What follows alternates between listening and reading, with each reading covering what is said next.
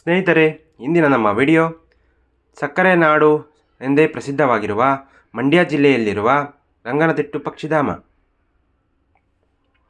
ಇದನ್ನು ಕರ್ನಾಟಕದ ಪಕ್ಷಿಕಾಶಿ ಎಂದೂ ಕರೆಯುತ್ತಾರೆ.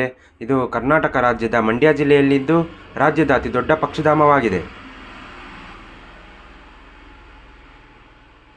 1940ರಲ್ಲಿ ಪಕ್ಷಿ ತಜ್ಞರಾದ ಶ್ರೀ ಸಲೀಂ ಅಲಿ ಅವರು ಈ ದ್ವೀಪ ಸಮೂಹಗಳು ಪಕ್ಷಿಗಳು ಗೂಡು ಕಟ್ಟಲು ಉತ್ತಮ ತಾಣವಾಗಿರುವುದನ್ನು 1939-40ರ ಅವಧಿಯ ಮೈಸೂರು ಸಂಸ್ಥಾನದ ಹಕ್ಕಿಗಳ ಅಧ್ಯಯನದ ಸಮಯದಲ್ಲಿ ಗಮನಿಸಿ ಮಹಾರಾಜರನ್ನು ಈ ದ್ವೀಪ ಸಮೂಹಗಳನ್ನು ಪಕ್ಷಿಧಾಮವೆಂದು ಘೋಷಿಸಲು ಮನವೊಲಿಸಿದರು. ಆಗಿನ ಮೈಸೂರು ಸಂಸ್ಥಾನದ ಅರಸರಾದ ಕಂಠೀರವ ನರಸಿಂಹರಾಜ ಒಡೆಯರವರು ಕಾವೇರಿ ನದಿಗೆ ಅಡ್ಡಲಾಗಿ ಒಡ್ಡನ್ನು ಕಟ್ಟಿಸಿದಾಗ ಈ ದ್ವೀಪಗಳು ಅಸ್ತಿತ್ವಕ್ಕೆ ಬಂದವು.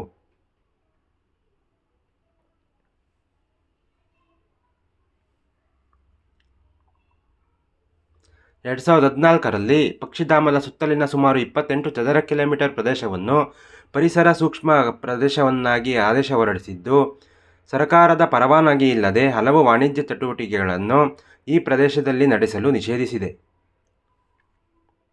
ಕಾವೇರಿ ನದಿಯ ದಡದಲ್ಲಿ ಸ್ಥಿತವಾಗಿರುವ ಈ ಪಕ್ಷಿ ಸ್ವರ್ಗವು ವಾಸಿಸುವ ಪಕ್ಷಿಗಳಿಗೆ, ಗೂಡು ಕಟ್ಟುವ ಮತ್ತು ಯುರೋಪ್, ಅಮೆರಿಕ ಮತ್ತು ಸೈಬೀರಿಯಾದಿಂದ ವಲಸೆ ಬರುವ ಪಕ್ಷಿ ಪ್ರಭೇದಗಳಿಗೆ ಆದ್ಯತೆಯ ನೆಲೆಯಾಗಿದೆ. ರಂಗನತಿಟ್ಟಿನಲ್ಲಿ ಸುಮಾರು 170 ವಿವಿಧ ಜಾತಿಯ ಪಕ್ಷಿಗಳನ್ನು ಗುರುತಿಸಲಾಗಿದೆ. ಇಲ್ಲಿ ಸಾಮಾನ್ಯವಾಗಿ ಕಂಡುಬರುವ ಪಕ್ಷಿಗಳಲ್ಲಿ ಪೇಂಟೆಡ್ ಕೊಕ್ಕರೆ, kingfisher, cormorants, darter, herons, river tern, egrets, Indian roller, ibis, spoonbill, great stone plover ಮತ್ತು ಪೆಲಿಕನ್ಗಳನ್ನು ಕಾಣಬಹುದು.